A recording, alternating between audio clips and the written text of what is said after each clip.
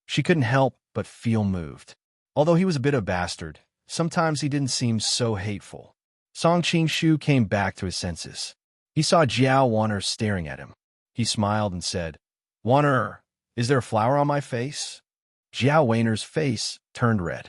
She couldn't help but spit. "Who's looking at you? But I saw you staring at me." The smile on Song Qingshu's face deepened. Jiao Wan'er's breathing quickened. She stood up, bit her lip, and said, "It's getting late. If you don't mind, you can sleep here." Song Qingshu's eyes lit up. "Sure, I couldn't ask for more." Jiao Wan'er noticed the eagerness on his face. She was startled at first, but then she realized what he meant. She was embarrassed and angry at the same time. "I said you can sleep here by yourself. I have to go back." Then she hurriedly walked out. Song Qingshu wasn't going to let her leave like that. He grabbed her and said, "Wan'er, it is getting late. Plus, Yangzhou City is full of good and bad people. You are a girl. It is not safe for you to go out now." "It's okay. I've been in Yangzhou for a while now. I'm very familiar with the streets and alleys. There are also many brothers in the secret stronghold looking after me. There won't be any problems." Jiao Wan'er thought to herself, "It's not safe to be with you." In fact, whether it was Song Qingshu or Jiao Wan'er, they both knew that it was pointless to talk like that. They both knew what was going on, but since they didn't expose each other, Jiao Wan'er was happy to pretend that she didn't know what was going on. Jiao Wan'er was secretly proud. She thought, "Now you have nothing to say." Her reason was reasonable. Unless Song Qingshu wanted to force her to stay, it would be hard to find a reason to argue. Considering Song Qingshu's attitude at the beginning, Jiao Wan'er believed that he wouldn't be so shameless. Song Qingshu didn't know what to say. The reason why he did this was because he didn't want to force her. After all, he wasn't an animal. If he bullied a girl once in a while, that would be fine. But if he forced her every time, it would be too boring. It would be more fun to make her obey him. Seeing that he didn't respond, Jiao Wan'er took the opportunity to shake off his hand. She smiled victoriously and said, "Boss, rest well. I'm leaving." Hearing her words, Song Qingshu had an idea. He quickly called out to her, "Wait, boss, is there something else?" Jiao Wan'er's door was half open. She leaned against the door and turned around to look at him. Song Qingshu pretended to be embarrassed. "I'll tell you the truth. I'm not worried about your safety. I'm worried about my safety." "Your safety?" Jiao Wan'er didn't know how to react. "Yes, I came alone this time. I didn't bring any guards with me. If I sleep here, what if an assassin kills me in the middle of the night? You're my only subordinate. If you don't stay and protect me, who will?" Song Qingshu said seriously. Jiao Wan'er almost fainted from anger. She wondered how this man could be so shameless. "Leader, you are so powerful. Who in the world can hurt you? My martial arts are weak. If I stay, I won't be able to protect you. I'll only drag you down." Song Qingshu had a wry smile and said, "Wan'er, you aren't strong enough. Normally, I wouldn't be afraid of assassins. But a few days ago, I was trying to save someone, and I used up all my power. Before I recover, I'm weaker than I've ever been. Any elite could kill me. That is why I need your protection." Jiao Wan'er was shocked. He didn't look like he was lying. She quickly went over to him and checked his pulse. He really was weak. She was shocked and asked, "Boss, why are you so weak? Now you believe me, right?" Song Qingshu rejoiced in his heart. Using his martial arts to change the pulse frequency of the meridians was a simple matter. Jiao Wan'er hesitated. After a long time, she seemed to have made up her mind. She said, "I can stay and protect you, but I will sleep on the floor. You can sleep on the bed. We will mind our own business." She was afraid of Song Qingshu. However, she and her husband had shared honor and disgrace with each other. Moreover, the Golden Dragon Gang also needed his help in returning to their hometown. So, she naturally didn't want to see anything happen to Song Qingshu. Song Qingshu revealed a faint smile and said, "No problem." When Jiao Wan'er was cleaning the floor, Song Qingshu yawned and went to bed. At first, Jiao Wan'er thought he was pretending to be asleep. Lying on the mattress on the floor, she was very nervous. However, after more than an hour, she heard Song Qingshu's even snoring and the tension in her mind was suddenly relieved. She suddenly felt sleepy and gradually closed her eyes. After an unknown amount of time, Jiao Weiner suddenly realized something. She opened her eyes and found Song Qing-shu lying next to her. The two of them were huddled in the same bed. Their bodies were intertwined. She was scared out of her wits. She hurriedly begged, "Boss, you promised me. I like to sleep with someone in my arms," Song Qing-shu mumbled. "Don't worry. I'll just rub outside. I promise I won't go in." That you're tuning in to the Warrior Lore YouTube channel. Don't forget to subscribe and join us on this journey to catch the most captivating stories.